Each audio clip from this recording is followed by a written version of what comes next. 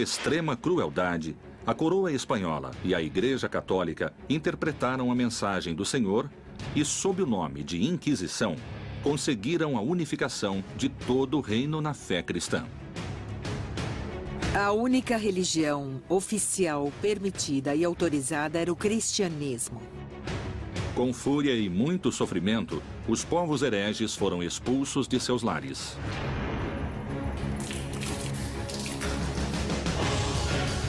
Anos mais tarde, os métodos impiedosos para a evangelização cruzariam o oceano em direção ao Novo Mundo.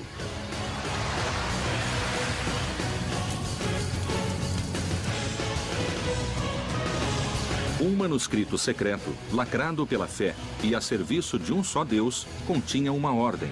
Todos os bispos da América deverão se empenhar em combater e eliminar a maligna influência que pretende se instalar nessas terras.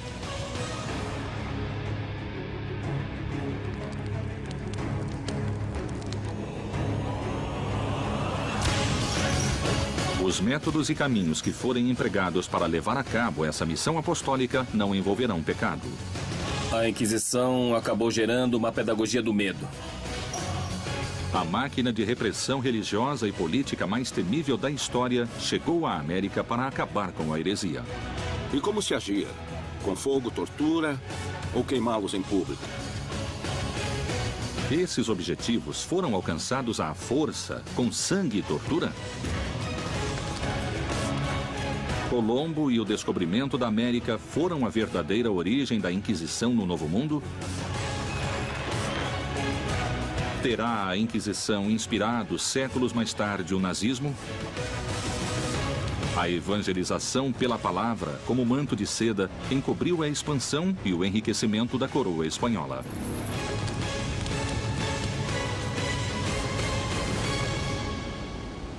Inquisição na América Latina.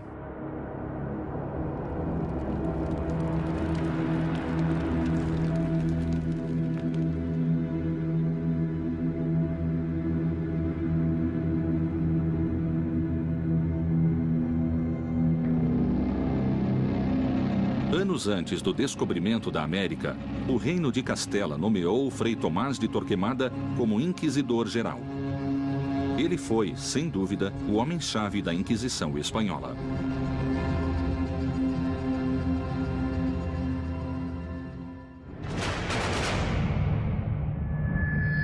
Torquemada foi o primeiro inquisidor. Um homem que não tinha limites, um homem que não tinha nenhum tipo de problemas em queimar qualquer pessoa para poder impor suas ideias.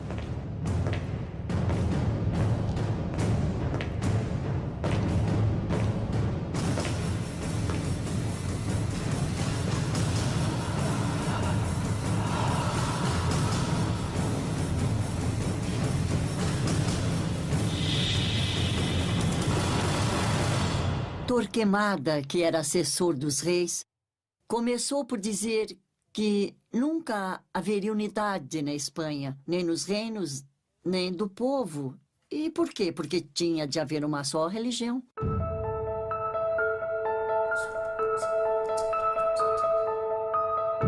Era um homem temível e sua crueldade era bem conhecida em todos os reinos.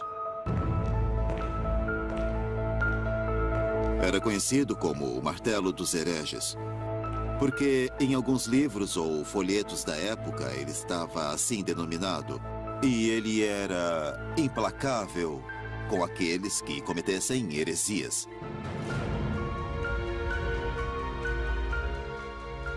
A coroa estava decidida a unificar a fé em um reino onde havia múltiplas crenças. A tarefa não seria nada simples e seria necessário agir com determinação. A única religião oficial permitida e autorizada era o cristianismo. Agora, o que houve com os judeus? Eles tiveram somente duas opções: ou emigrar para o norte da África ou para outro reino europeu, ou se converter ao cristianismo.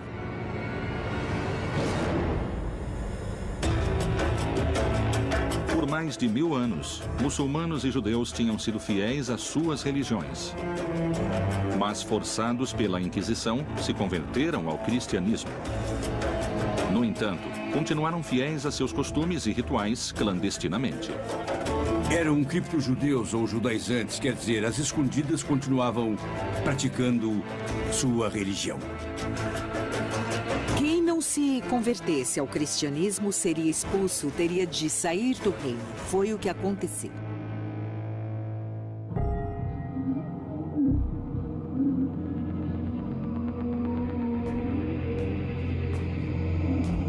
O terrível monge da Inquisição Espanhola, através de sangue, tortura e morte, conseguiu a unificação da fé e a expulsão dos hereges. E a Inquisição passou a perder força por não ter inimigos declarados. Mas o Novo Mundo traria outras ameaças à religião católica. A Inquisição, que estava agonizando em Aragão, foi simplesmente ressuscitada pelos reis católicos, que a encarregaram de vigiar todo o reino, cada parte do reino, para perseguir a quem se afastasse da ortodoxia. A obsessão de Torquemada pelo cristianismo navegaria intermináveis milhas marítimas em direção do novo continente, que finalmente receberia a cruz.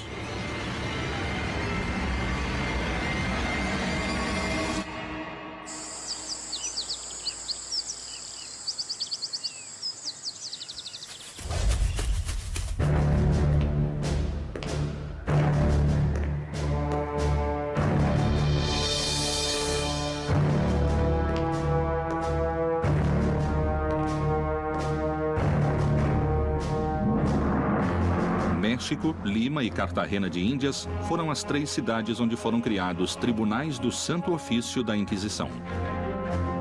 As inquisições na América funcionaram de forma diferente, porque cada sociedade tinha ameaças diferentes.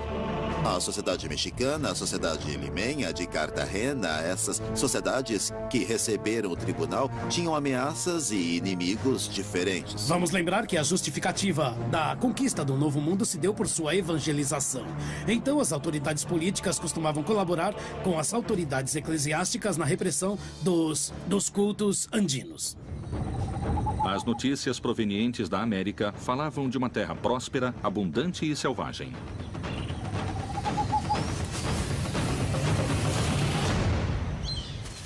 Eles ficaram surpresos pela quantidade de divindades que tinham ou de idolatrias, e isso os motivou a pensar que era necessário iniciar uma evangelização partindo concretamente do zero. Os reis católicos ouviam histórias de nativos vivendo fora dos costumes cristãos e com cultos pagãos. Os nativos penduram peças de ouro em suas orelhas e seu nariz, e o que levam no pescoço fica se agitando e tinindo. Com os talos de uma cana de dureza inquebrantável, fazem suas flechas, mas não usam peitorais de couro. Esse parágrafo é como uma primeira foto da América. Índios pagãos com flechas que a Espanha devia evangelizar.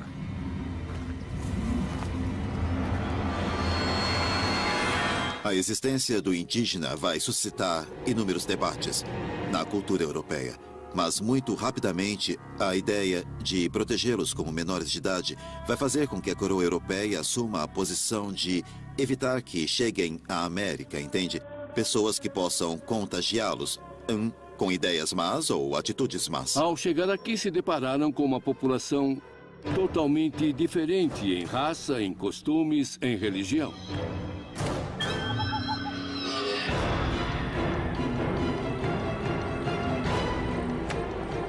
Quando encontravam rituais humanos com sacrifícios humanos, isso justificava de alguma forma a conquista do ponto de vista do cristianismo.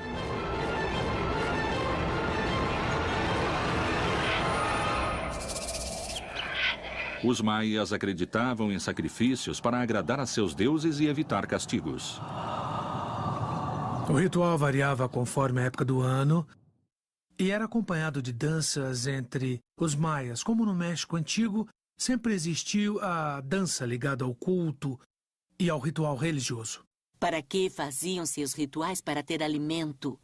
e por isso ofereciam aos deuses sacrifícios de humanos, e isso não será extirpado pela Inquisição, nem pela nova cultura que vem do Ocidente. Esses rituais aterrorizavam conquistadores e religiosos. Obviamente, para os espanhóis, os sacrifícios humanos eram coisas do demônio. Mais ou menos era assim que definiam. É claro que era bem difícil cristianizar uma população, não é? Indígena e com ritos e cultos tão ancestrais. E ainda mais em pouco tempo. A coroa espanhola havia aprendido a combater a heresia. Os mesmos métodos seriam trazidos ao Novo Mundo e o indígena finalmente teria sua cruz.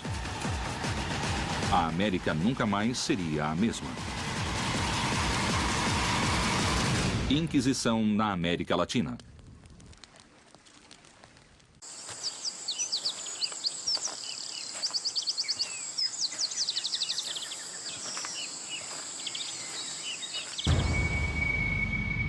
As notícias desse mundo pagão haviam chegado à Espanha e era necessário agir.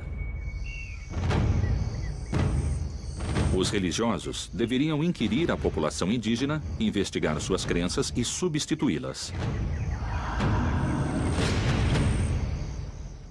Foram 3 inquisições. A primeira era a monástica, a segunda a episcopal e a Inquisição do Santo Ofício, que começa em 1571 e termina em 1821 com a independência.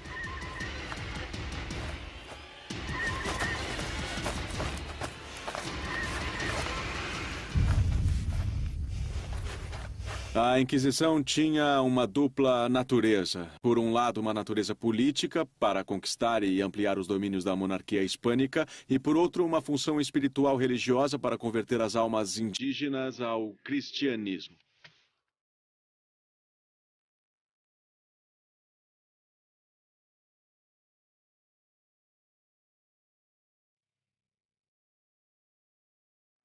Começava a missão de purificar a alma do indígena, que, para a surpresa da Europa, habitava essas terras. A Inquisição Episcopal começou com o primeiro arcebispo do México, Frei Juan de Zumárraga, e aí podemos falar no que foi uma verdadeira Inquisição para índios. Ele chegou sem ser bispo. Seria nomeado posteriormente o bispo da cidade e, como bispo, ele teve de zelar para que tudo fosse feito com muito cuidado.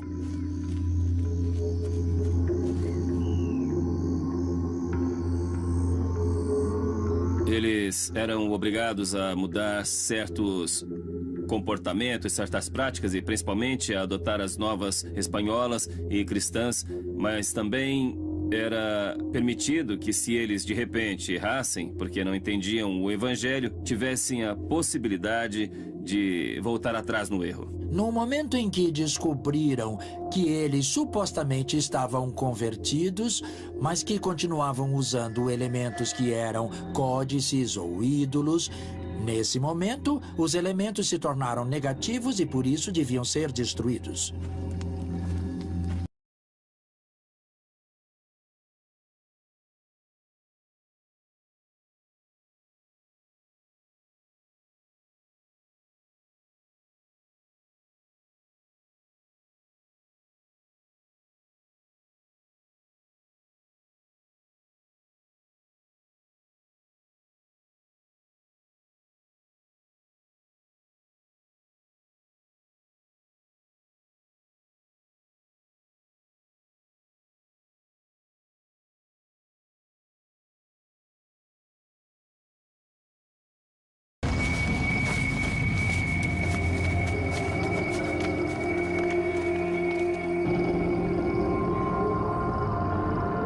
Sob o ponto de vista indígena, a conquista foi muito dramática, porque para os índios a conquista significou uma mudança radical em sua forma de vida, em sua forma de conceber o mundo, uma forma diferente de ver a realidade.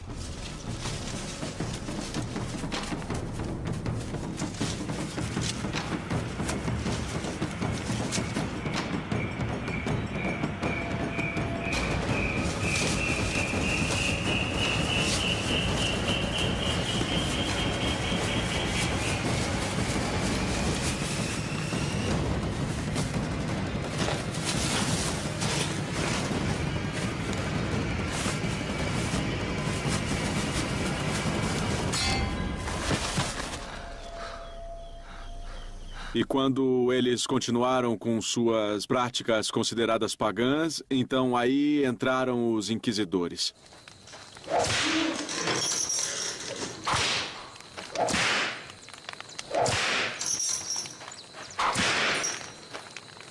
Devia-se destruir uma grande quantidade de coisas que naquele momento eram consideradas como inimigas da fé.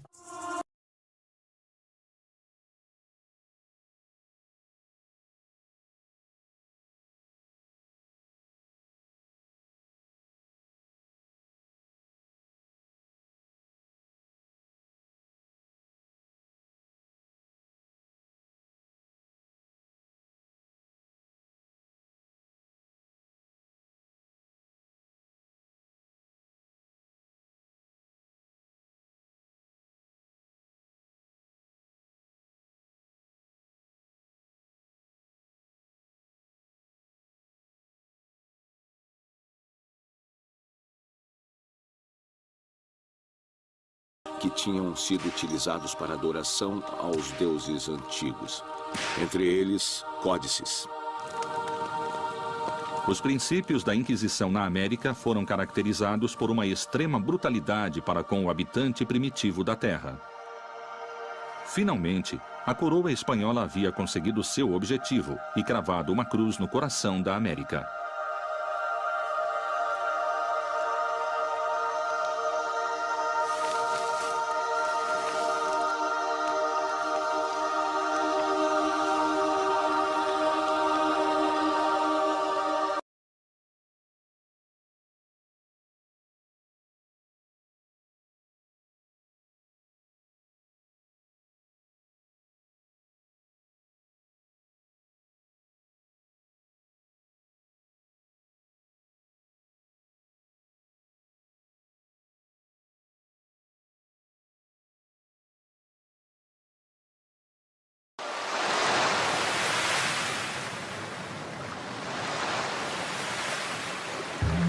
Cristóforo Colombo, mais conhecido como Cristóvão Colombo.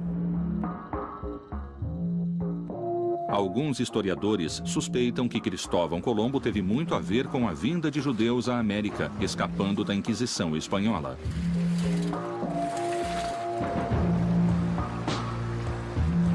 Colombo praticava secretamente o judaísmo? Muito se especula sobre a origem de Colombo, inclusive se ele seria um judeu ou um filho de criptojudeus, mas não. Hoje sabemos que de fato não era assim.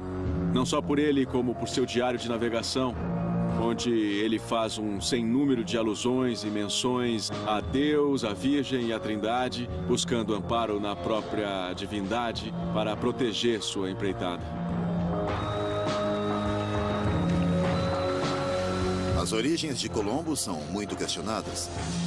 E, com certeza, os hispanistas mais cruéis negam qualquer possível origem judaica. Há muitas versões sobre quem foi Cristóvão Colombo. Entre os historiadores, cada um considera que ele nasceu em uma cidade, que ele era de pais diferentes. Pessoalmente, creio que Colombo era filho de criptojudeus. Os tribunais do Santo Ofício da Inquisição haviam avançado com força, aplicando todo o seu poder sobre os indígenas, sua cultura e sua religião. Mas um velho inimigo se instalava na América e ganhava forças: o judaísmo. Teria Cristóvão Colombo ajudado o povo judeu a escapar da Inquisição espanhola? No ano de 1492, já não tinha mais judeus na Espanha. Ou estavam convertidos ou tinham sido expulsos.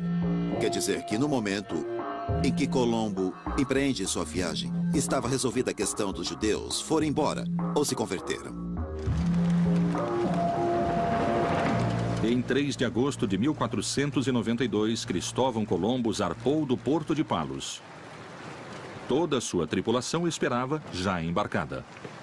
O dia 10 de Ave caía no dia 2 de agosto, de acordo com o calendário judaico. Então, essa semana, como tradição, é de lamentações e não se pode empreender nada, nem nenhuma viagem. Por isso, ele saiu dia 3 de agosto e não 31 de julho, que era a data estipulada para a expulsão dos judeus. Quem ele levou, quantos levou também é uma longa história, porque nas 4 viagens que Colombo fez, sabemos que havia pelo menos 80 pessoas de origem judaica convertidas. Pensavam que, indo para a América, seriam menos perseguidos, porque a Inquisição não estava instalada. Aí, eles poderiam usufruir de maior liberdade. Estabeleceram-se em várias partes do território, clandestinamente, e, de maneira oculta, chegaram ao México e chegaram ao Peru. No fim, os convertidos ou judaizantes foram uma população que procurou refúgio na América. Apesar da luta dos tribunais da Inquisição para estabelecer o cristianismo na América, os judeus não tardaram a voltar a seus antigos rituais em segredo, como tinham feito na Espanha. Teria chegado o momento de reutilizar os terríveis aparelhos de tortura trazidos da Espanha?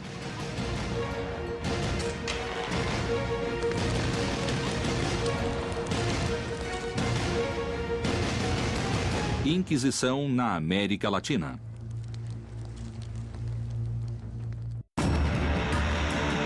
Expulsos da Espanha, os judeus aproveitaram as viagens de Colombo à América para procurar novas regiões onde se instalarem. A Inquisição havia conseguido avançar na evangelização do indígena, mas o judaísmo representava um perigo para os novos cristãos da América. Os inquisidores viam mesmo uma ameaça religiosa nos judeus ou simplesmente viram a oportunidade de condená-los para ficar com suas riquezas?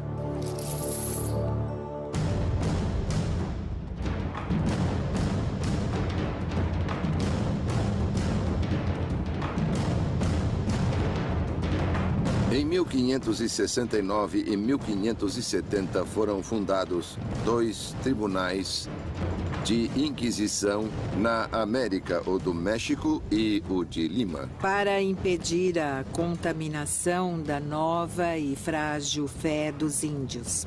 Para impedir que os índios, que ainda eram muito ignorantes e inocentes, pudessem ser contaminados por ideias e crenças heterodoxas.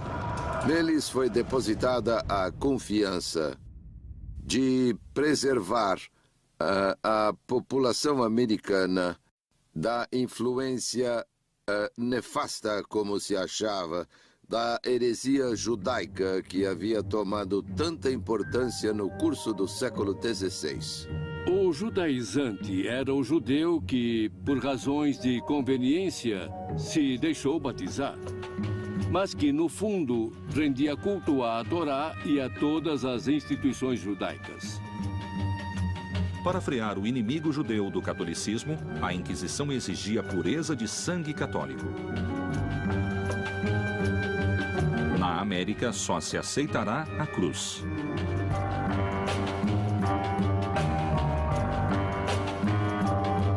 Para vir para a América, era necessário provar que havia pureza de sangue. No caso dos europeus que passassem para domínios espanhóis na América, era necessário ter autorização expressa. O certificado de limpeza de sangue era um documento que se pedia às pessoas para exercer certos cargos públicos ou mesmo para entrar nas melhores escolas ou universidades, onde a pessoa demonstrava que não tinha no sangue raízes judaicas nem muçulmanas. Então se faziam investigações genealógicas para provar que havia uma tradição de cristão puro. No entanto, muitos judeus tinham conseguido vir para a América e desenvolveram um grande poder econômico no Novo Mundo. O dinheiro dos hereges não tardaria a tentar a cobiça dos inquisidores. É certo que os funcionários espanhóis queriam muito vir como inquisidores a um desses tribunais, mas não ganhavam salário. Então, para manter a si e a sua família, deviam procurar trabalhar com quem tivesse patrimônio. E esses eram os judeus. Em 1590, por exemplo, temos o famosíssimo processo contra a família Carvajal. De origem judaica e vindo ao México como conquistador, Luís de Carvajal se tornou o poderoso governador de Monterrey. Ele e toda a sua família foram membros de uma seleta sociedade de prósperos comerciantes, mas apesar de sua posição social e riqueza, foram detidos sem maiores explicações.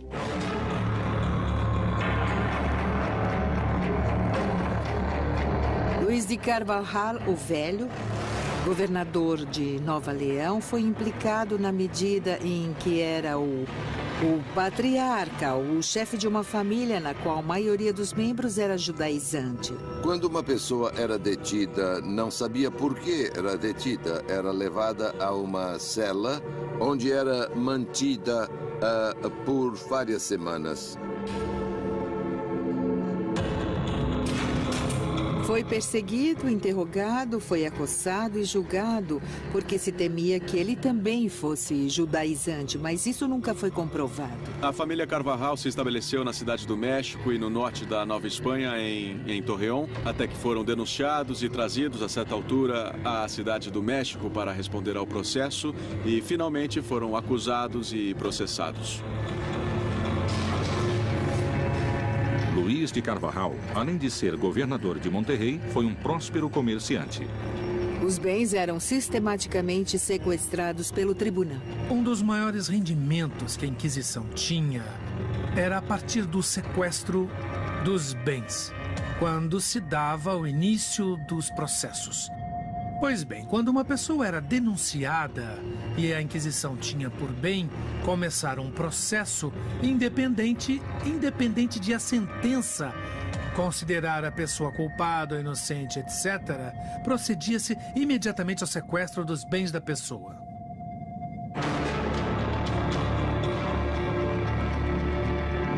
A Santa Inquisição havia se transformado em um ente arrecadador dos dois lados do oceano, mas especialmente na América.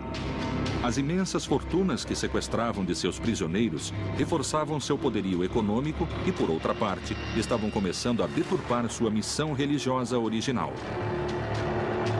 Teria ela se transformado em uma máquina implacável de cobiça e terror? Até onde era capaz de chegar? Um dos capítulos mais, digamos, truculentos das histórias da Inquisição é o relativo ao tormento. Quando o tribunal encontrava dúvidas nos testemunhos, a favor ou contra o processado ou nas declarações do próprio, ele era passado ou encaminhado ao tormento.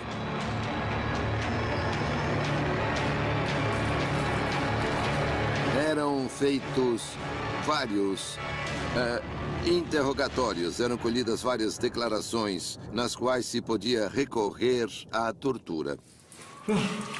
Sim, a tortura existiu, obviamente. Era uma técnica empregada por todas as justiças, civis e religiosas, até o século XVIII.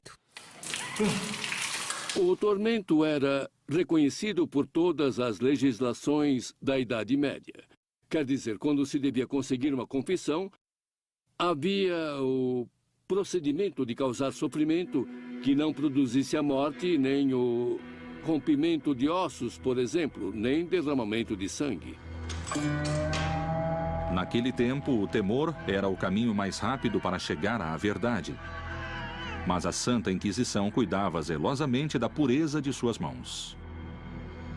Os inquisidores sabiam que não podiam manchar as mãos com sangue humano, porque isso era um pecado, e não podiam pecar dando a morte a uma pessoa ou causar derramamento de sangue.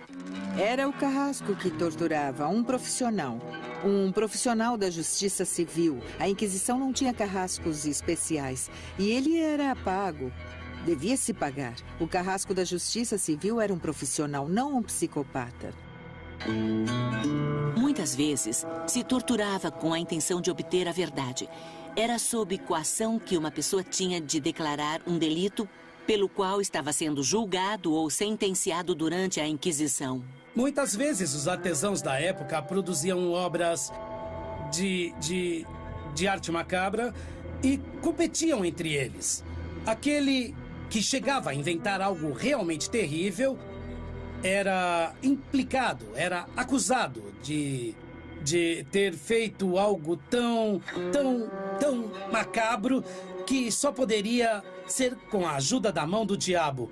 E esse era torturado por sua própria criação. O tormento significava justamente a ideia de mortificar a carne para extrair a pureza. E para extrair a pureza, os tribunais do Santo Ofício da Inquisição utilizavam métodos engenhosos e certeiros. O chamado potro era o primeiro elemento a ser usado para infligir sofrimento. Era a primeira forma de levar a cabo a obtenção de uma confissão. A pessoa era obrigada a se deitar sobre um estrado de madeira e começava a ser esticada com sucessivas voltas de uma roda. As extremidades assim puxadas produziam, dessa forma, uma dor intensa. Uma volta, 2 voltas, nos braços e nas pernas. Não se podia ir além de 6 voltas. Era proibido. Devia-se parar. E muitas vezes, se o carrasco se excedesse e não tivesse cuidado no manejo da corda, podia cortar as articulações dos pulsos, dos pés ou da cintura e provocar lesões graves que podiam levar à morte da pessoa sofrendo o tormento. A aplicação do tormento a uma pessoa trazia consequências inesperadas a seus familiares. No passado, a cada tortura que se infligia às vítimas, os familiares teriam de pagar pelo serviço. É uma coisa incrível, não? Era a última chacota perpetrada contra os condenados. O governador Carvajal morreu em 1595 na prisão por causa das dolorosas torturas recebidas e o resto da família dele pouco depois na fogueira.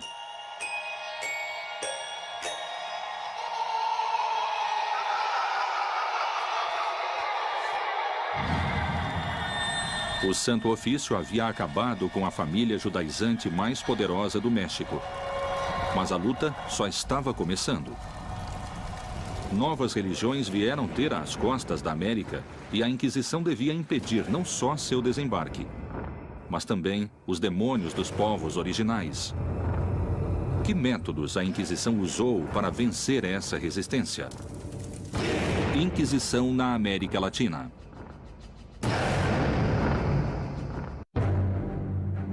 Enquanto no México a Inquisição se ocupava de impedir o judaísmo, outras religiões chegaram à costa do Peru pelo Oceano Pacífico.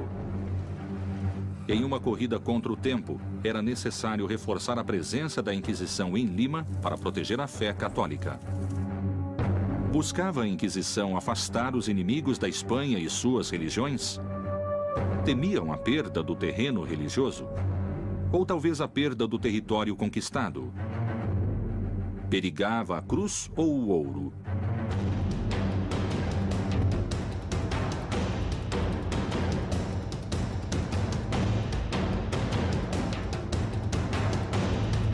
A Inquisição chegou a Lima em 1569, com o vice-rei Francisco de Toledo. A Espanha o nomeou vice-rei e, nessa mesma data, constituiu o Tribunal de Lima. Museu do Congresso e da Inquisição.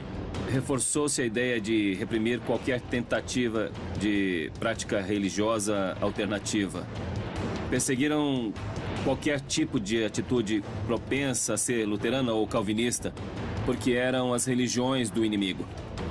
Lima foi um dos territórios mais afastados da Espanha.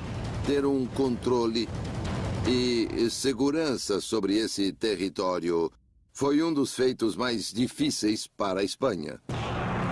Através do comércio chegavam muitos barcos de várias bandeiras, mas principalmente piratas e corsários, marinheiros ingleses e holandeses, com religiões muito diferentes do cristianismo. Na época, o protestantismo estava ligado à pirataria, que assolava os domínios espanhóis, tanto na América quanto na costa do Pacífico e do Atlântico, e como também em, como se diz, mar aberto. E a Inquisição mostrou sua completa energia e disposição para impedir que ele entrasse em território americano. Claramente havia uma relação duríssima com a Inquisição nos castigos que eram dados a esses estrangeiros residentes. O Tribunal da Inquisição de Lima, consciente do perigo, decidiu agir e castigar duramente luteranos e protestantes. Conhecendo muito bem os mecanismos e como funcionava o Tribunal de Justiça, imediatamente renunciaram à sua fé e viraram católicos. Então, tecnicamente falando, a Inquisição não poderia sentenciar apenas capitais ou outras penas maiores pessoas que tinham se convertido à fé. O fogo sempre foi um fator importante em todas as religiões, desde que o homem é homem. O fogo é o que queima, que purifica, que faz o pecado desaparecer. No período que vai de 1570 a 1600, houve uma sequência de 46 processos dirigidos a estrangeiros. A grande maioria deles com acusações de luteranismo. O primeiro processado foi um francês chamado Mateus Salado. Salado é a forma castelhana do que devia ser Salade, mas o nome que aparece é Mateus Salado.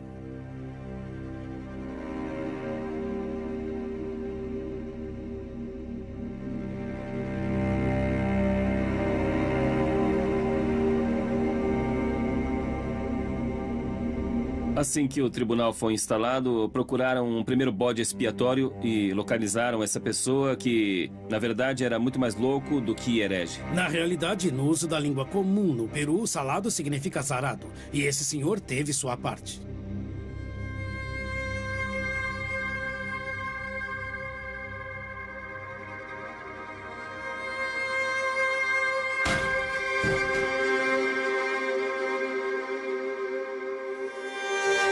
Era uma pessoa, um humilde marinheiro ou ex-marinheiro, com escassa formação em questões de teologia, e foi bastante fácil, não é? E poder culpá-lo de luteranismo. E efetivamente começaram a engendrar o suposto espírito de herege de Mateus Salado.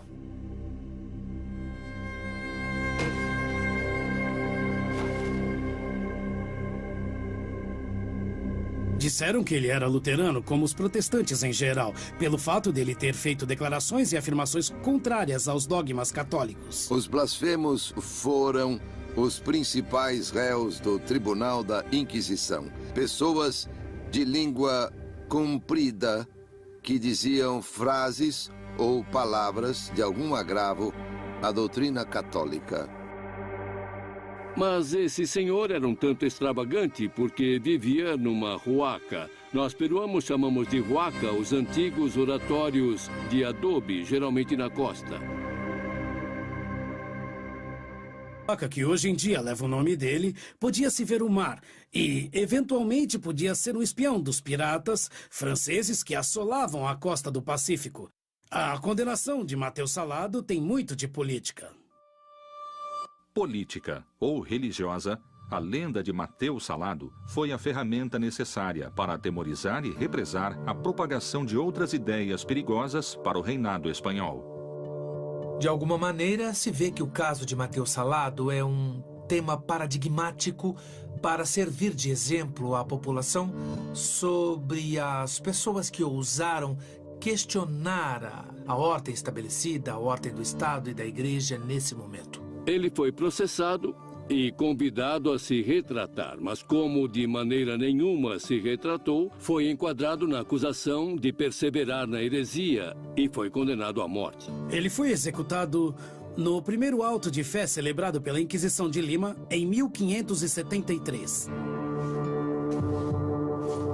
Os inquisidores acreditaram que queimando Mateus Salado purificariam a fé católica e que a ameaça protestante em Lima desapareceria.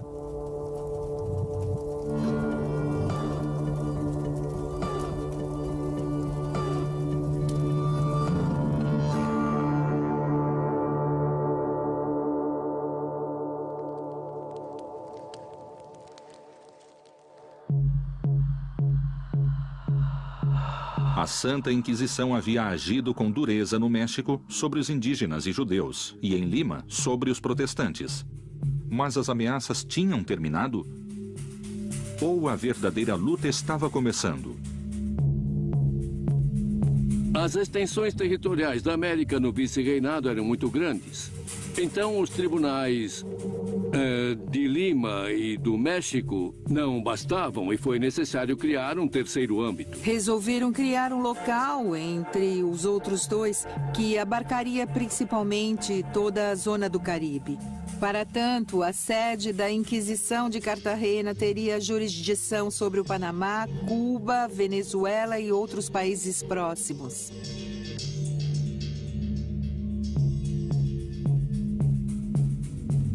Em 1610, fundaram o Tribunal de Cartagena de Índias, no norte da Colômbia, na costa do Atlântico. Cartagena vai se converter na porta de entrada da população escrava destinada às minas de Antioquia. Cartagena era o principal porto negreiro da América, e aí o Santo Ofício tinha uma tarefa difícil. Escravos africanos, piratas e comerciantes europeus traziam crenças e costumes muito perigosos para o catolicismo. Cartagena, a partir do final do século XVI, vai se converter no principal mercado escravagista no Caribe continental. Já a população africana, de diversas origens, vinha de áreas entre o Senegal e Angola e era muito numerosa. A chegada do africano a Cartagena trouxe novas crenças e costumes que a Inquisição tentaria perseguir. Os espanhóis começaram a se dar conta de que alguns grupos de escravos negros se reuniam e levavam a cabo certo tipo de atividades que se chamaram sabás, que para a religião católica e para os brancos espanhóis eram ritos de bruxaria.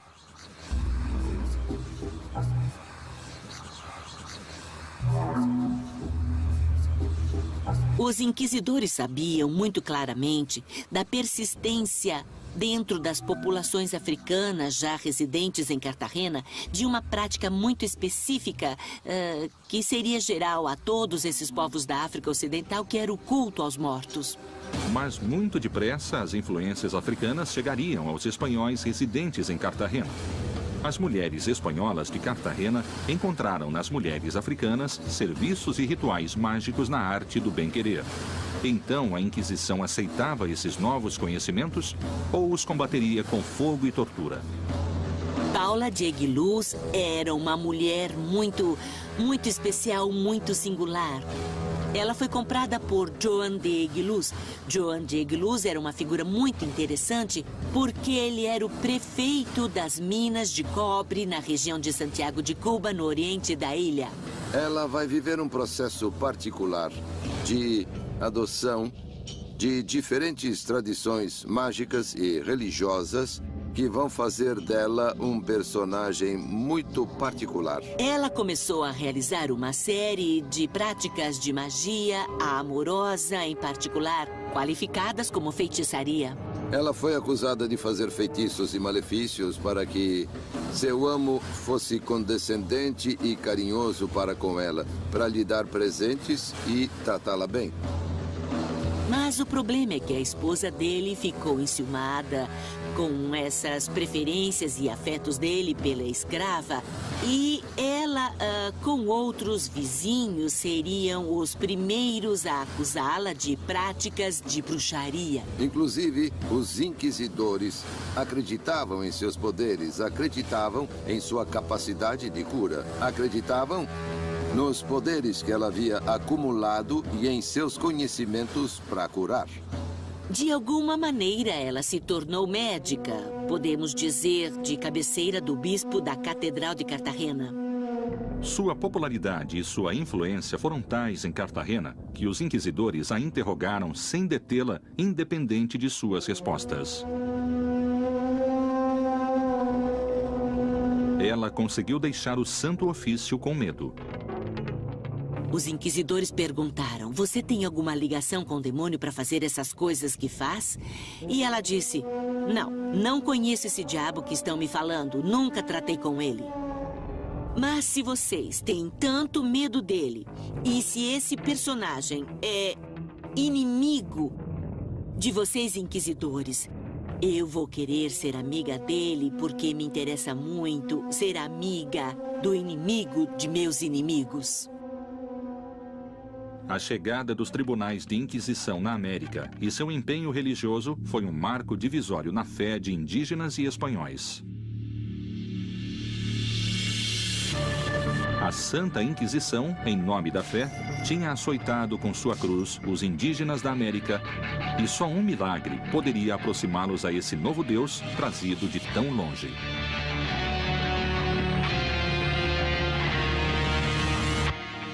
Inquisição na América Latina.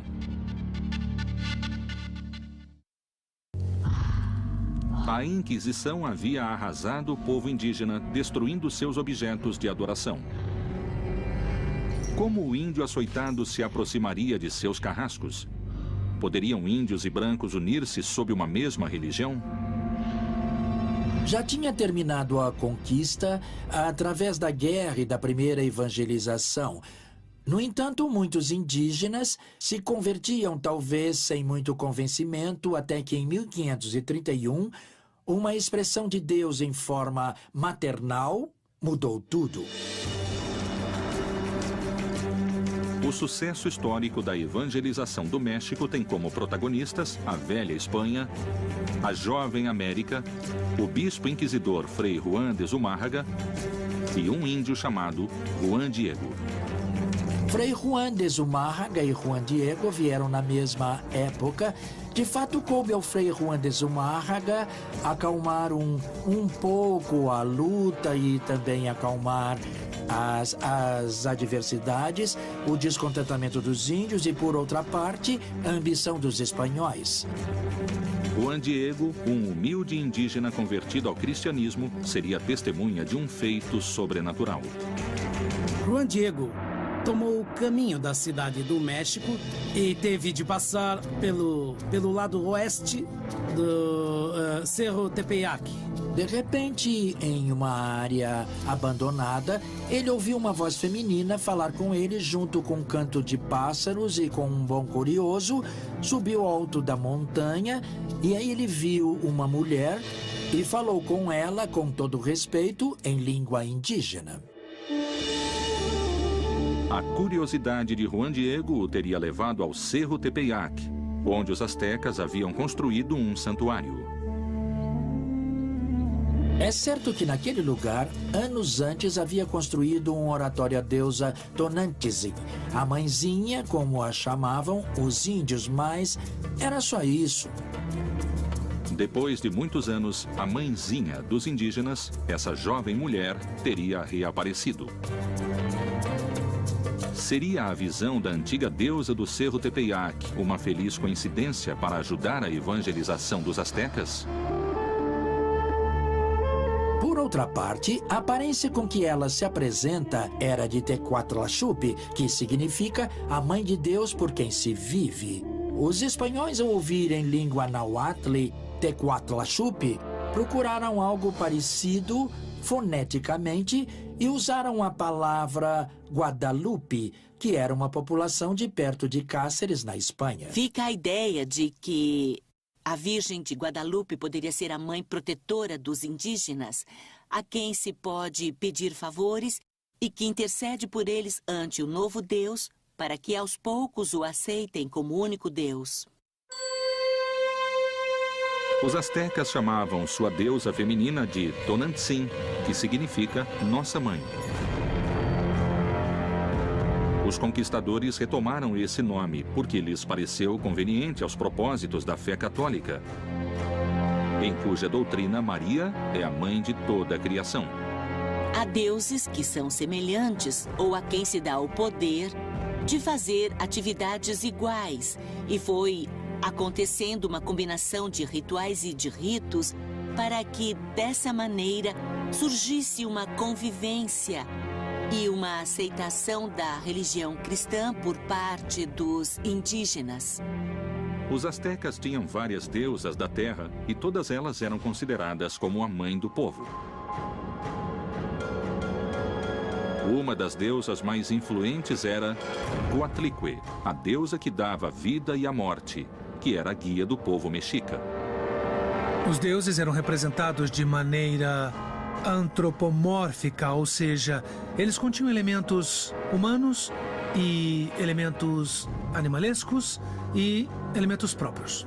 Os espanhóis deram outro sentido à figura de Guadalupe, utilizando em sua vestimenta símbolos da dualidade da religião asteca. Coatlicue dava vida, mas também atirava. As duas faces da mãe dos mexicas foram representadas no vestido da Virgem de Guadalupe. O vermelho e o sol, que significam a vida, e o azul do manto e a lua, que assinalam a morte. Então toda essa simbiose se reflete no caráter dos deuses. Foi um processo longo, pelo qual até hoje podemos ver, mesmo pelo rosto das pessoas, a presença do indígena, de seus ritos e de suas formas de crença e cosmovisão. Tanto a Virgem Maria como o Coatlicue tinham ficado grávidas de maneira milagrosa. As duas haviam parido o salvador de seu povo e, principalmente, as duas eram as protetoras de seus devotos. Após a aceitação por parte dos astecas dessa aparição, nasceu o culto à Virgem de Guadalupe, identidade do México e da América Latina. A Virgem de Guadalupe foi instaurada na Nova Espanha como um elemento de coesão para que os indígenas crescem na religião cristã, para que aceitassem e adotassem essa religião como sua e também como elemento que daria a eles identidade. O milagre da Virgem de Guadalupe uniria o espanhol e o índio sob uma mesma fé. Esse fato marca o começo da devoção a uma imagem católica por parte do índio americano. De alguma maneira, fica manifesto que essa imagem iria unir agora o indígena juntamente com o espanhol.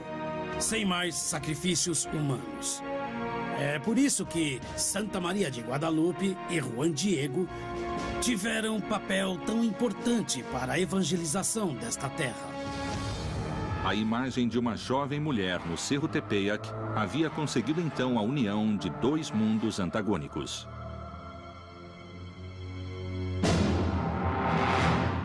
Foi a deusa Tonantzin para Juan Diego e seu povo, ou a Virgem de Guadalupe para Frei Juan de Zumárraga e os espanhóis? De qualquer forma, nasceu o sincretismo.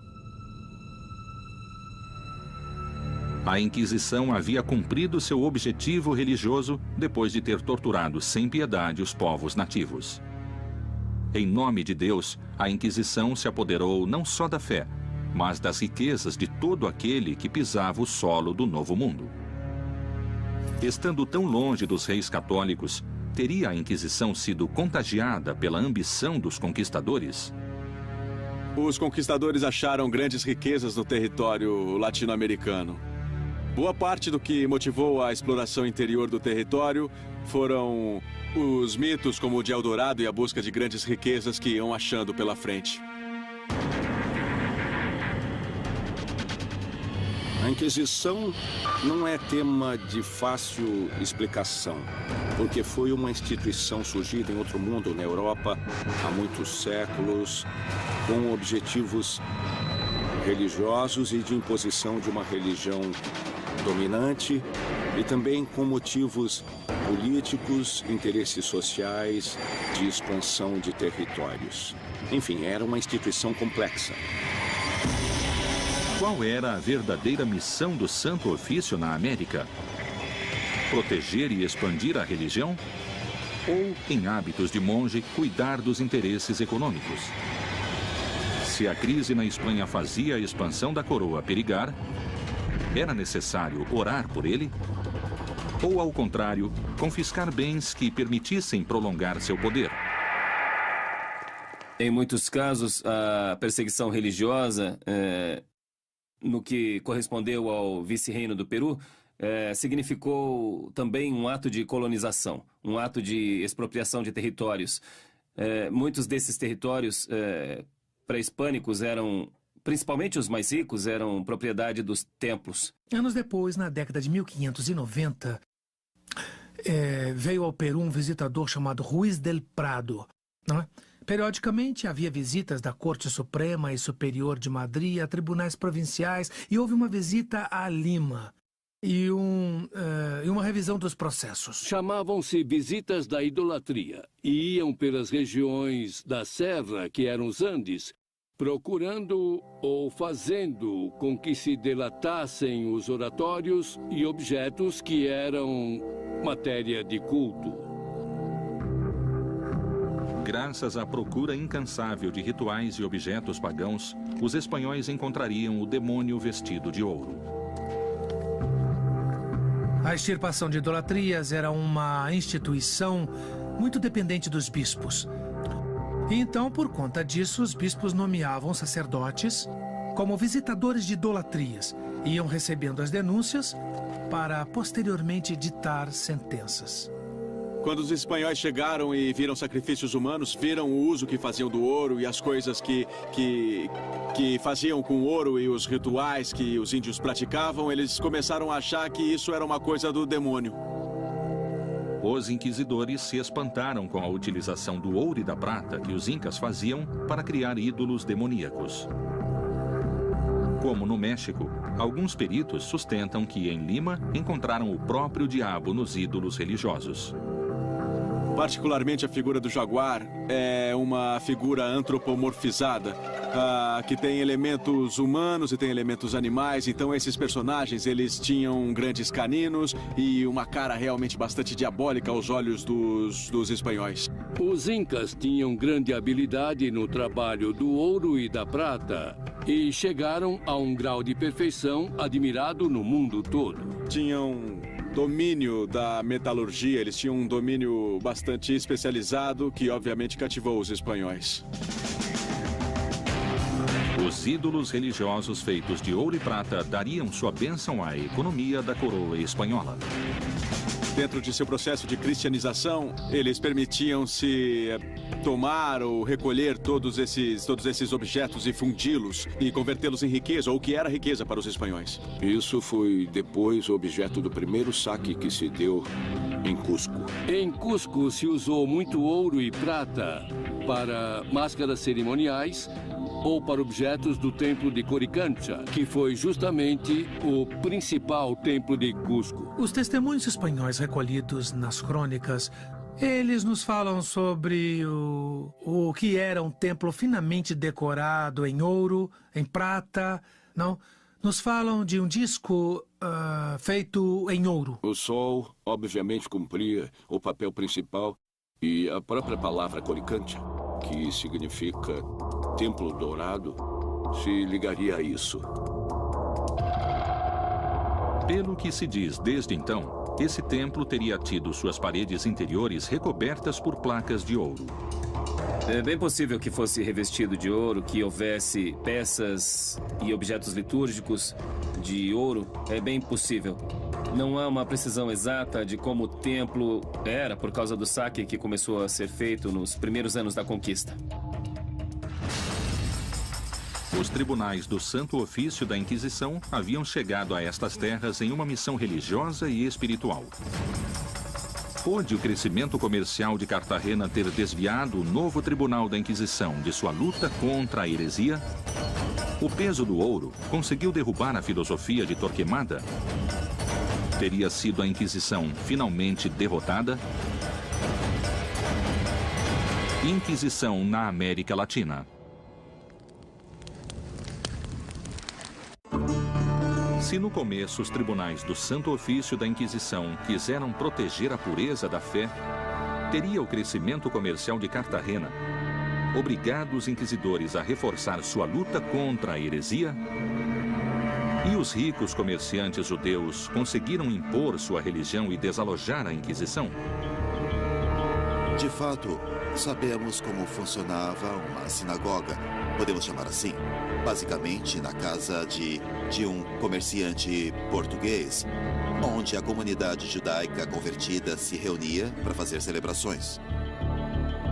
Era tão grande o poder que esses comerciantes tinham que impediu muitas vezes que os inquisidores pudessem agir contra eles. O tribunal permitia a presença de judeus portugueses convertidos que tinham suas casas comerciais em Cartagena.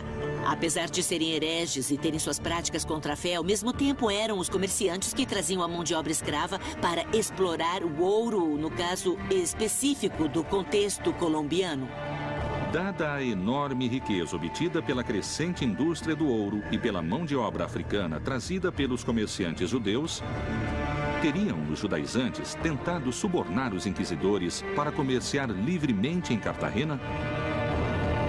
Ao contrário, os inquisidores elaboraram estratégias de sedução, de aliança, de proximidade com os judaizantes para receber deles benefícios, favores e dinheiro dados a eles por baixo do pano para parar suas investigações, para passar informações que podiam preveni-los quando o tribunal ia agir contra eles. Nesse momento, os inquisidores de Cartagena foram muito prudentes em não julgar os grandes comerciantes negreiros, fossem eles judeus ou judaizantes, como eram chamados, fossem eles protestantes, porque eram eles que traziam mão de obra para a exploração do ouro. O comércio e as riquezas em Cartagena cresceram notavelmente com a ajuda dos inquisidores. Bem longe dali, na cidade de Lima, os judeus se tornaram rapidamente mais ricos e poderosos. E na mesma escala, cresciam as práticas judaizantes e a oposição a eles. Eles se tornaram um setor poderoso e influente na sociedade colonial, que gerou muita rivalidade com comerciantes de origem sevilhana e também com líderes da igreja dentro da educação superior.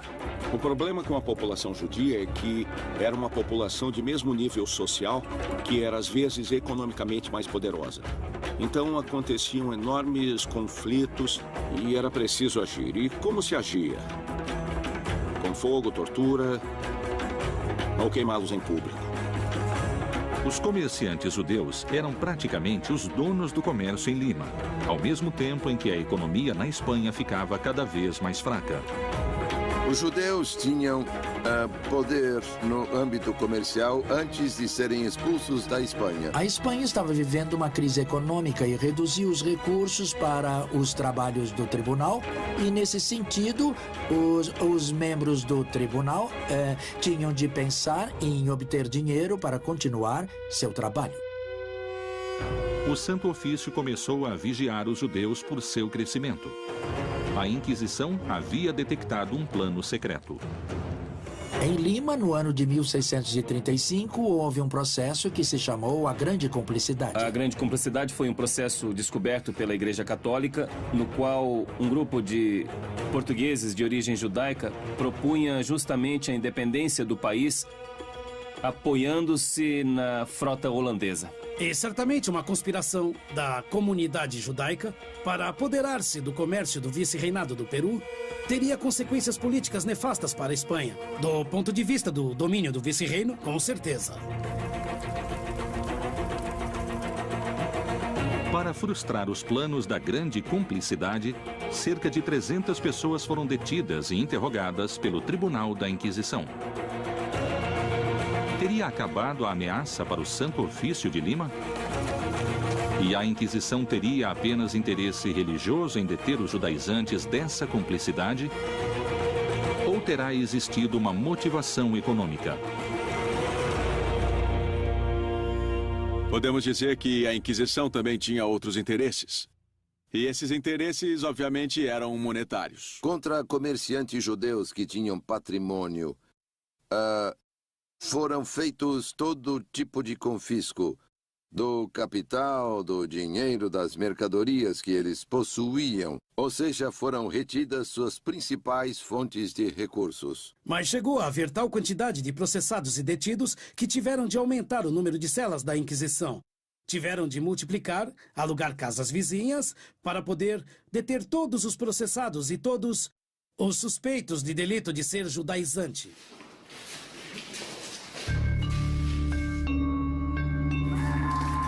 Ser estrangeiro ou ter uma profissão respeitável o transformava automaticamente em suspeito de ser judaizante.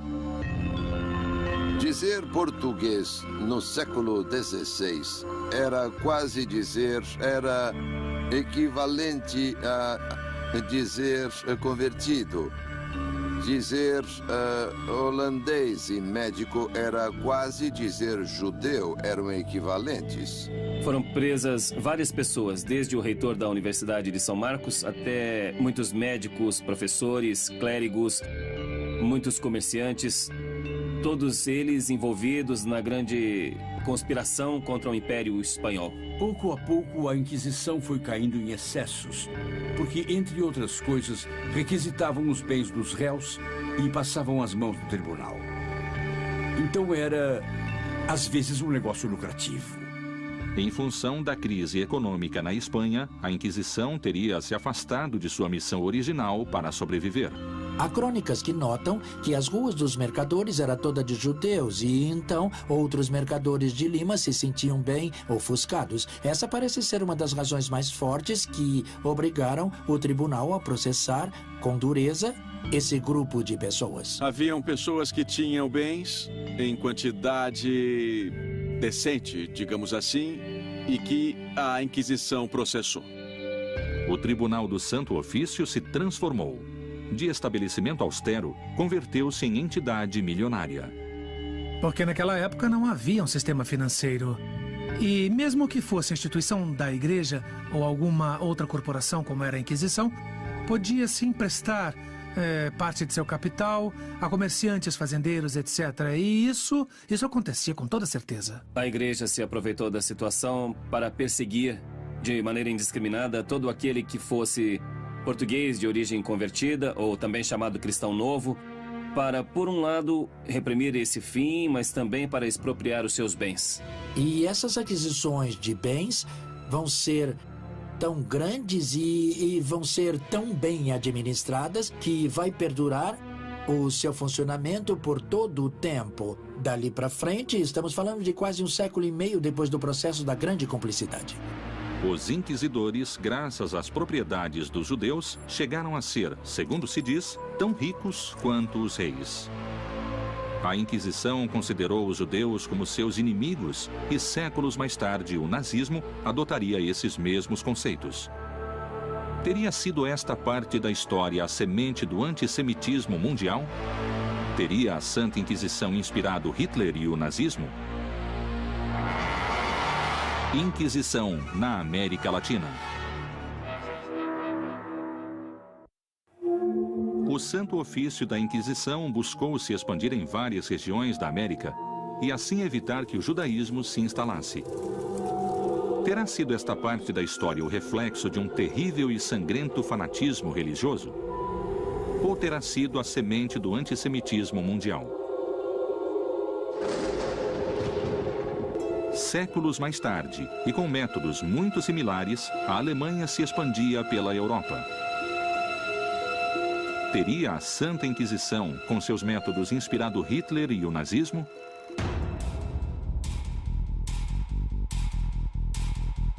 Os judeus representaram um inimigo tanto para a fé católica quanto para a economia da monarquia. Não só foi um perigo pela introdução e pela difusão da religião hebraica, como também pelo poder econômico que concentrava. 500 anos mais tarde, Hitler retomou essas ideias e todo o nazismo, porque não podemos pensar em Hitler sozinho. Nunca houve um senhor que convenceu os demais a fazerem as coisas. Sempre há uma cabeça. Ao longo da história, começam a aparecer notáveis coincidências entre o nazismo e a Inquisição. O nazismo perseguiu os judeus e outros dissidentes por sua raça. Ou seja, a Espanha queria um povo de sangue puro, castiço e cristão puro. E os nazistas também queriam uma Alemanha de sangue puro, sem mistura. Entre a Inquisição, o nazismo e todos os movimentos que reivindicaram a pureza de sangue, as diferenças não são grandes. O que os iguala, quer dizer, o que há em comum entre eles é o tema racial. A tese contra os judeus. Tanto a Inquisição quanto o nazismo trataram de neutralizar o perigo, isolando seus prisioneiros.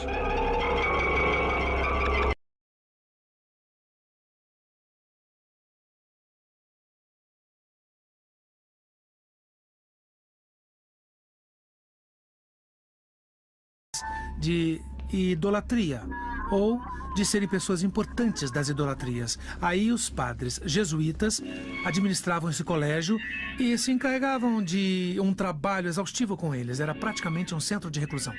Na pobreza, na miséria das celas dos tribunais da Inquisição, muitos enlouqueceram e acabaram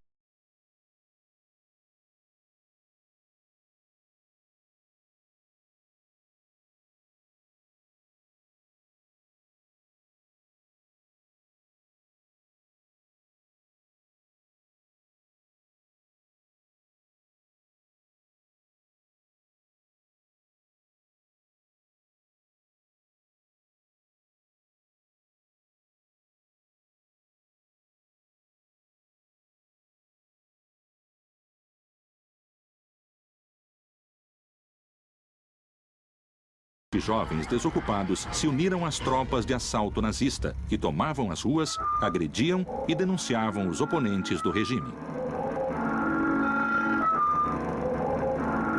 A Inquisição gerou uma pedagogia do medo em todo o mundo hispano-americano. E a delação foi uma dessas armas. Tanto a Santa Inquisição como o nazismo sabiam que o medo lhes traria uma importante quantidade de colaboradores.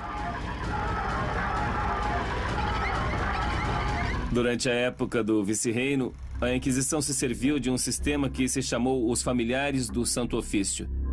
Era um sistema muito organizado e muito formal, onde indivíduos de vários grupos sociais apoiavam a Inquisição e traziam declarações, testemunhos ou gravavam acusações. E não era só isso, mas também diziam que para salvar a sua alma, qualquer pessoa devia ir à Inquisição e delatar a si mesma. E mais, todos os inquisidores, todos os comissários, todos os familiares teriam uma recompensa espiritual. Colaborar com a Inquisição garantia recompensas tanto no céu quanto na terra.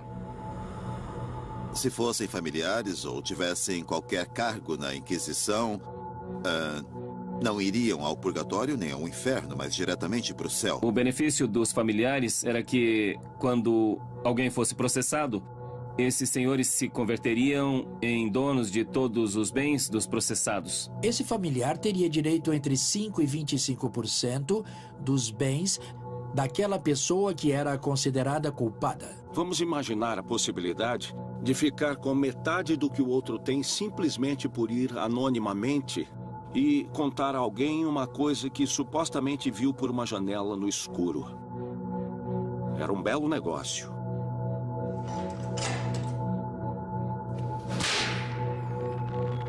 Outra coincidência histórica. Ambos obrigavam os condenados a usar uma roupa especial.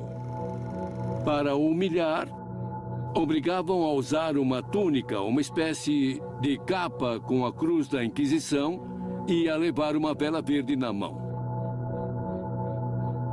Os nazistas vestiam os prisioneiros com roupa de listras, como vemos em tantas fotos ou imagens dos campos quando os abriram. Entre o nazismo e a Inquisição, a diferença é muito sutil. Há séculos de distância, com certeza, e formas de operar diferentes, mas é igual.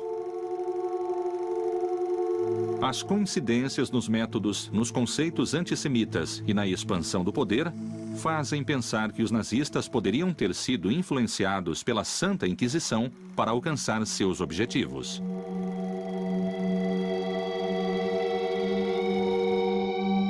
Após sua passagem para a América e a cristianização do indígena, 5 séculos mais tarde a Igreja Católica pediria perdão. Quais foram os ensinamentos e as consequências da Inquisição nestas terras? A Inquisição, com certeza, conta em sua história com grandes injustiças e excessos. É impossível negar. Nos últimos anos, João Paulo II emitiu uma mensagem na qual pedia perdão pelos famosos chamados pecados da Igreja, entre os quais incluía as perseguições pela Inquisição. Após 500 anos do descobrimento da América, a Igreja Católica realizaria o maior exame de consciência de toda a sua história. O Papa reconheceu que houve abusos, reconheceu que houve faltas de compromisso, reconheceu que houve omissões, mas não por parte de todos. No entanto, deve-se reconhecer. E sugeriu a criação de uma comissão para estudar profundamente quais foram esses erros. Quais foram os abusos ou omissões no passado, para que não voltem a acontecer e para que a Igreja possa se sentir também orgulhosa e digna do que é. Não só retificar, mas pedir perdão pelos excessos e equívocos históricos que foram cometidos. O olhar atual da Igreja sobre a Inquisição na América está situado em um passado com valores sociais próprios de outras épocas. É certo que, com a perspectiva do século XXI, hoje existe a noção de direitos humanos. Ninguém pode ser perseguido por suas ideias e crenças, mas não era assim na época moderna, nem na Idade Média, quando pertencer à comunidade da Igreja era o que dava sentido à pessoa, ao indivíduo. Era parte da realidade a obrigação de permanecer fiel a um credo, que era o credo católico. Deve-se compreender que era outro momento da história. Surpreendentemente, a Santa Inquisição no México era percebida naqueles anos com um significado muito diferente do atual. Nos 3 séculos de vice-reinado, não houve um só levante popular contra a Inquisição. Quer dizer que as pessoas aceitavam que a Inquisição existisse. Era parte da realidade. Mas o conformismo social, calar-se, calar a pessoa, isso sim é muito mexicano, não discordar abertamente, evitar o enfrentamento, preferir ficar quieto, nunca se sabe, assim foi com a Inquisição no México. O povo nunca se rebelou contra a Inquisição, nem na Europa, nem aqui. Possivelmente, muitas das tarefas levadas a cabo pela Inquisição tenham passado despercebidas pelo povo da Nova Espanha. As pessoas, talvez acostumadas ao temor, só se preocupavam pelo que pensariam os outros, não com a própria consciência. Quando se lêem jornais ou fatos de destaque da Nova Espanha, se vê neste dia foi justiçado um espanhol. Pouco a pouco, a decadência política da Inquisição no Velho Mundo traria mudanças.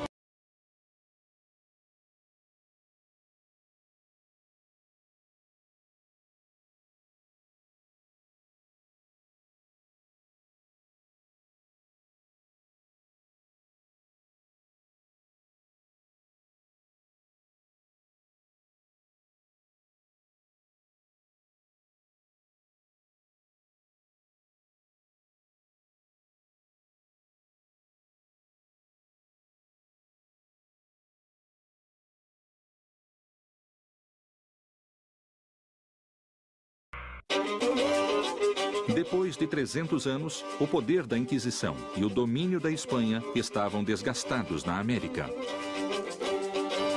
Poderia-se dar por cumprida sua missão nestas terras? Conseguiria a religião católica conviver com outros credos e deuses ancestrais? Todos se perguntavam até quando durariam os tribunais. De fato, a Inquisição decaiu no século XVIII, em presença, em força, e já no século XVIII ela se dedica a perseguir publicações, a circulação de livros proibidos, palavras dissonantes, um ou outro sacerdote que usava o confessionário para seduzir mulheres, esse tipo de situação. A Inquisição terminou na América como terminou na Espanha. A sociedade tinha evoluído. Curiosamente, no México, o final da Inquisição produziu, a princípio, uma desconcertante reação nas pessoas. Com a independência, a Inquisição no México desapareceu. Quando a Inquisição desapareceu, aqui houve gente que se preocupou.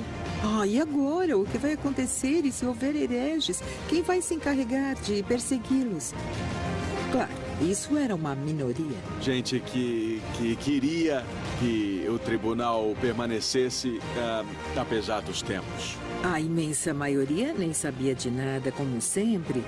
Mas uma pequena minoria se inquietou e houve algumas vozes que pediram a instauração de uma Inquisição mexicana.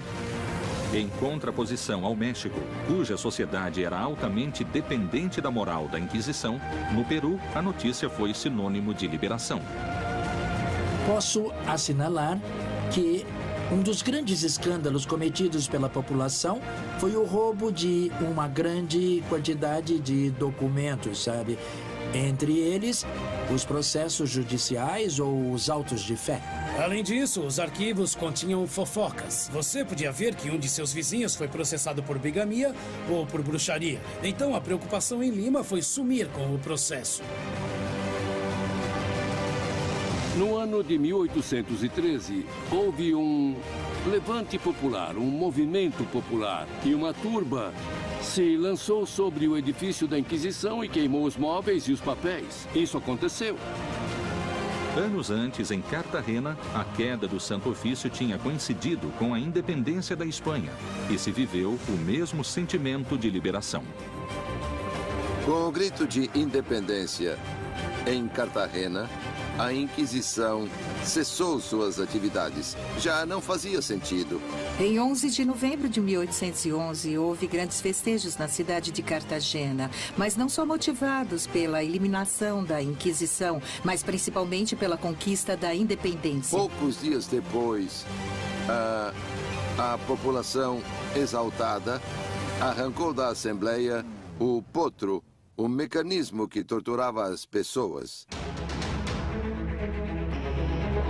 Esse mecanismo de tortura representava a mais intensa repulsa na população e, no centro da praça, o queimaram. O povo se dirigiu ao átrio da catedral, onde se achavam todas as tabuletas que continham os nomes dos réus condenados ao longo de 200 anos e as destruíram por completo.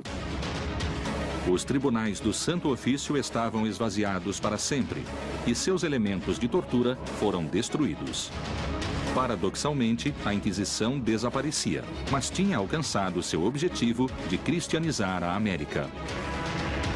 A Inquisição foi talvez a única instituição do vice-reino que cumpriu seus objetivos, que era manter a pureza cristã na América. A aceitação da fé católica foi global em toda a América Hispânica, isso podemos afirmar.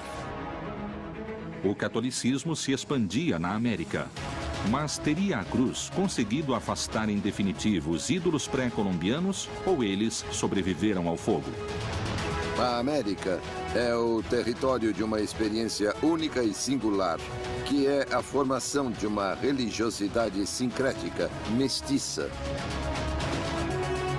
O habitante primitivo destas terras havia suportado na carne, em nome da cruz, muita crueldade e a destruição de sua cultura. Apesar disso, jamais renunciou a seus deuses e crenças. A resistência dos povos indígenas na América é uma das realizações mais extraordinárias que já se viu na luta para manter sua memória e sua identidade no mundo. A presença da religiosidade andina acabou se fundindo com os cultos católicos e temos atualmente na América uma religião sincrética mais do que uma religião católica. As várias religiões, a católica, também elementos hebraicos, judeus, mas também as religiões africanas e as religiões pré-hispânicas tradicionais se fundiram de modo excepcional no âmbito popular.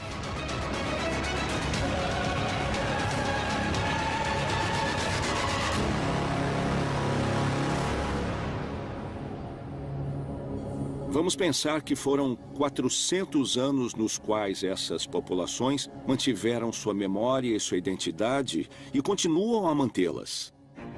Na atualidade, os cultos pré-colombianos continuam surpreendentemente intactos e fiéis a seus costumes.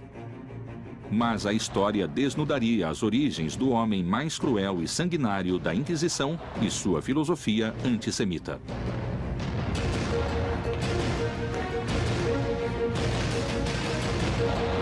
Torquemada foi o primeiro inquisidor. Sua origem era de uma família judia convertida há muitos anos. Frei Tomás de Torquemada, o martelo dos hereges, se encarregou de queimar os escritos e tudo o que revelasse sua origem judaica, até os pertencentes à sua avó, uma judia convertida. Torquemada considerava sua ascendência hebraica uma mancha que o envergonhava. Seu repúdio a tudo o que não fosse católico não acabaria em seu túmulo e seria transmitido a estas terras.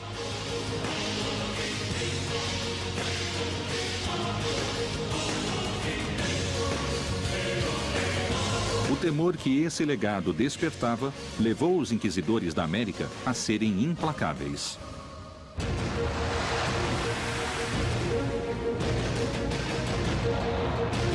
Os povos originários da América foram testemunhas da chegada do homem branco e sua cruz. Uma única religião seria permitida no Novo Mundo. À força, com sangue, tortura e morte, o catolicismo se havia instalado para sempre. A cruz havia sido cravada com firmeza no Novo Mundo. Não se trata mesmo de se justificar, mas de reconhecer que se equivocaram, que deviam ter ficado mais perto do Evangelho. Até hoje, se cita um velho dito popular daquela época. Ninguém escapa do tribunal da Inquisição. Até morto, ele o castigará.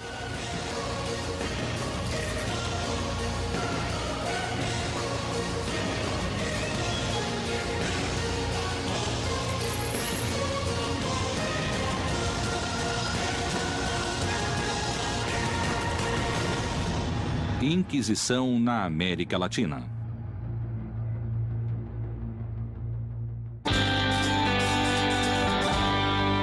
De protegê-los como menores de idade, vai fazer com que a coroa europeia assuma a posição de evitar que cheguem à América, entende? Pessoas que possam contagiá-los, com ideias más ou atitudes más. Ao chegar aqui, se depararam com uma população totalmente diferente em raça, em costumes, em religião.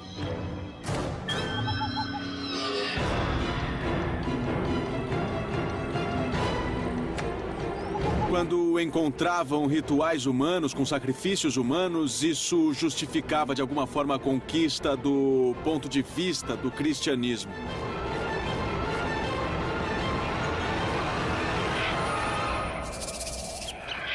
Os maias acreditavam em sacrifícios para agradar a seus deuses e evitar castigos. O ritual variava conforme a época do ano e era acompanhado de danças entre os maias. Como no México Antigo, sempre existiu a dança ligada ao culto e ao ritual religioso. Para que faziam seus rituais? Para ter alimento. E por isso ofereciam aos deuses sacrifícios de humanos, e isso não será extirpado pela Inquisição, nem pela nova cultura que vem do Ocidente. Esses rituais aterrorizavam conquistadores e religiosos. Obviamente, para os espanhóis, os sacrifícios humanos eram coisas do demônio. Mais ou menos era assim que definiam. É claro que era bem difícil cristianizar uma população, não é? Indígena e com ritos e cultos tão ancestrais. E ainda mais em pouco tempo. A coroa espanhola havia aprendido a combater a heresia. Os mesmos métodos seriam trazidos ao Novo Mundo e o indígena finalmente teria sua cruz. A América nunca mais seria a mesma. Inquisição na América Latina.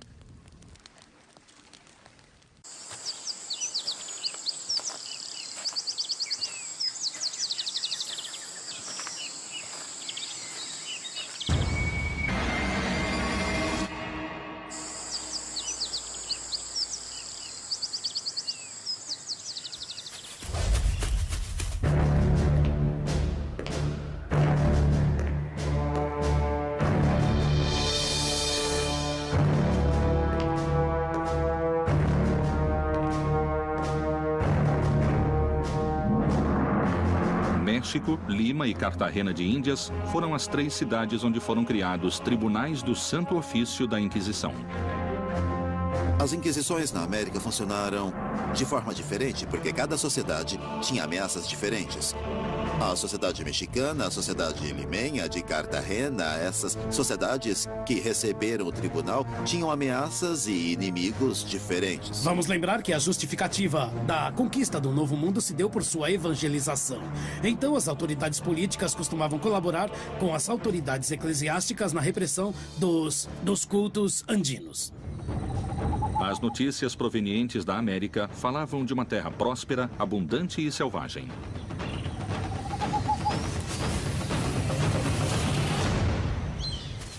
Eles ficaram surpresos pela quantidade de divindades que tinham ou de idolatrias, e isso os motivou a pensar que era necessário iniciar uma evangelização partindo concretamente do zero. Os reis católicos ouviam histórias de nativos vivendo fora dos costumes cristãos e com cultos pagãos. Os nativos penduram peças de ouro em suas orelhas e seu nariz, e o que levam no pescoço fica se agitando e tinindo. Com os talos de uma cana de dureza inquebrantável, fazem suas flechas, mas não usam peitorais de couro.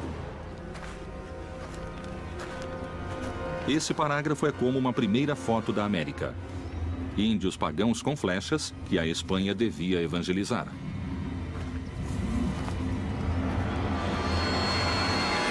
A existência do indígena vai suscitar inúmeros debates na cultura europeia, mas muito rapidamente a ideia... A coroa estava decidida a unificar a fé em um reino onde havia múltiplas crenças. A tarefa não seria nada simples e seria necessário agir com determinação.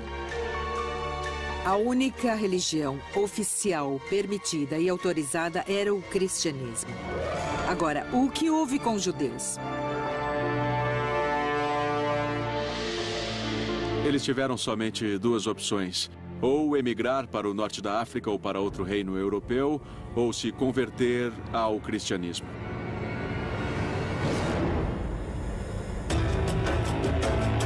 Por mais de 1000 anos, muçulmanos e judeus tinham sido fiéis às suas religiões. Mas, forçados pela Inquisição, se converteram ao cristianismo. No entanto, continuaram fiéis a seus costumes e rituais clandestinamente. Eram cripto-judeus ou judaizantes, quer dizer, as escondidas continuavam praticando sua religião. Quem não se convertesse ao cristianismo seria expulso, teria de sair do reino. Foi o que aconteceu.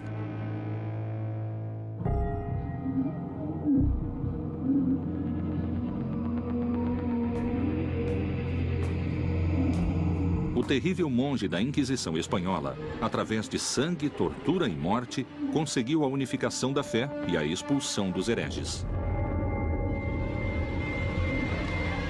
E a Inquisição passou a perder força por não ter inimigos declarados.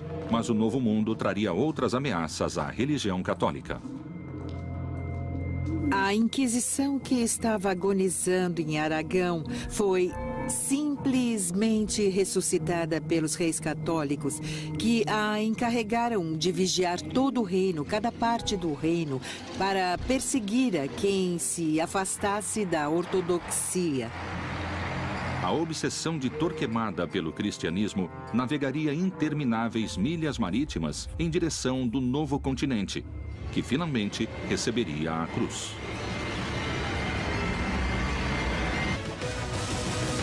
A evangelização pela palavra, como manto de seda, encobriu a expansão e o enriquecimento da coroa espanhola.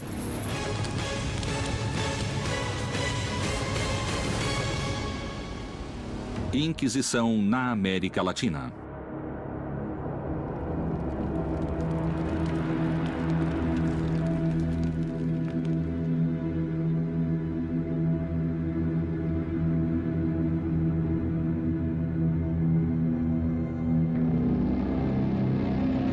Anos antes do descobrimento da América, o Reino de Castela nomeou Frei Tomás de Torquemada como Inquisidor Geral. Ele foi, sem dúvida, o homem-chave da Inquisição Espanhola.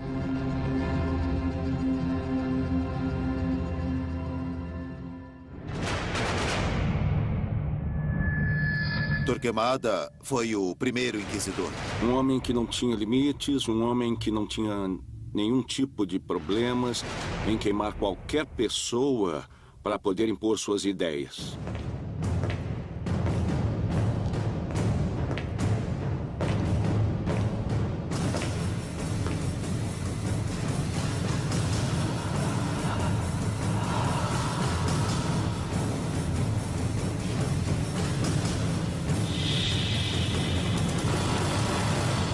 Torquemada, que era assessor dos reis, começou por dizer que nunca haveria unidade na Espanha, nem nos reinos, nem do povo. E por quê? Porque tinha de haver uma só religião.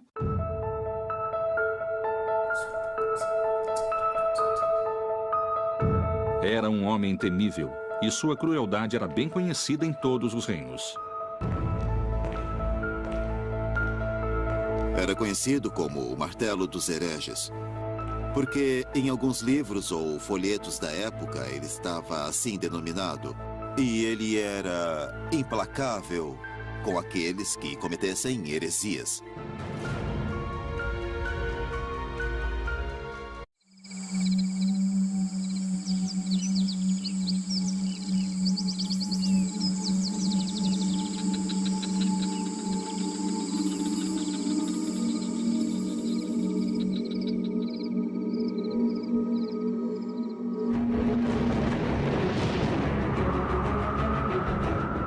Com extrema crueldade, a coroa espanhola e a Igreja Católica interpretaram a mensagem do Senhor e, sob o nome de Inquisição, conseguiram a unificação de todo o reino na fé cristã.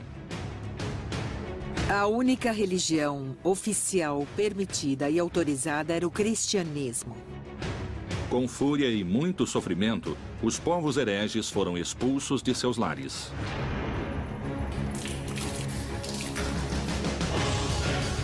Anos mais tarde, os métodos impiedosos para a evangelização cruzariam o oceano em direção ao Novo Mundo.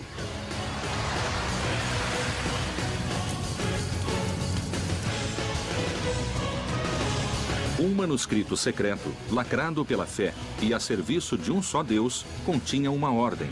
Todos os bispos da América deverão se empenhar em combater e eliminar a maligna influência que pretende se instalar nessas terras.